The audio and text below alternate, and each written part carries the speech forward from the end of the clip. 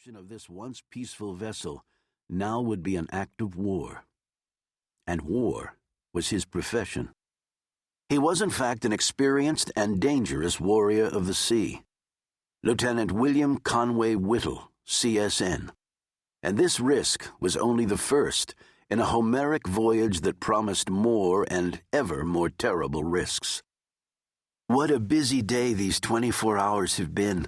Thank God we have a fine set of men and officers, and although we have an immense deal to contend with, we are industrious and alive to the emergency.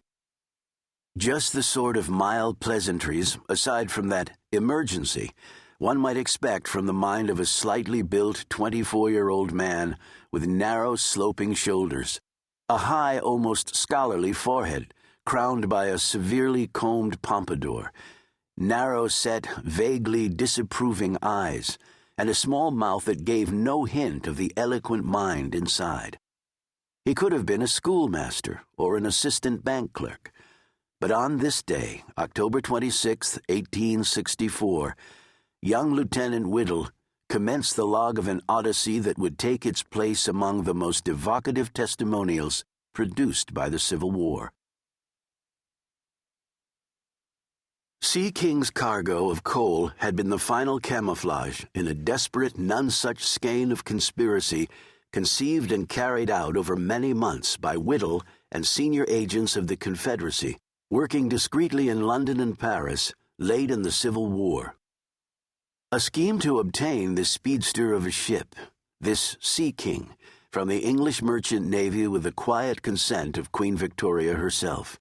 Load up a cargo of the black fumy stuff, and, keeping her disguised as a harmless freighter, ease her out of the harbor at London, down the Thames into the English Channel, and from there toward her destiny as a killer of Yankee vessels. She would be met by her rebel crew and her supply of armaments somewhere on the open ocean, far from the prying eyes of Yankee spies. Sea King's cover story was virtually airtight. There was just one tie to the Confederacy when she finally left England. In fact, there was only one rebel on board at all, and he was undercover. Lieutenant William Conway Whittle, CSN, also known as Mr. Brown. Conway Whittle was an ideal figure for this mission. On the heels of his dashing exploits as a blockade runner, Whittle had been secretly summoned to Paris in September 1864. There he met with Commodore Samuel Barron, a lifelong friend of Whittle's father, Commodore W.C. Whittle, and one of young Lieutenant Whittle's primary mentors. Commodore Barron was also one of the key figures in the Confederacy's hopes to patch together a navy from a European base. Barron handed young Whittle a letter that contained his instructions. He was to make his way via Liverpool to London and check into the fashionable Woods Hotel under the Brown alias.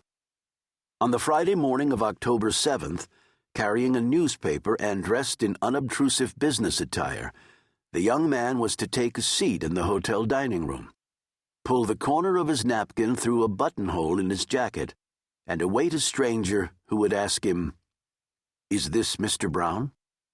This figure would be Richard Wright, an elderly Liverpool businessman who'd become wealthy through his investments in Southern cotton. It was Wright who had discreetly purchased the ship, then known as Sea King, and was in London to arrange its transfer to the Confederate Navy.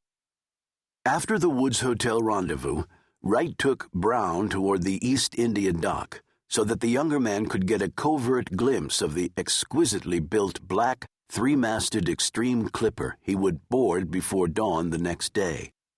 Then, in his final act as the ship's owner, Wright took Whittle to a safe house, where he introduced him to Captain Peter S. Corbett, Sea King's interim captain, and formally gave Corbett power of attorney to sell the ship at any time, to any suitable offer. As all three knew, it was an offer already accepted.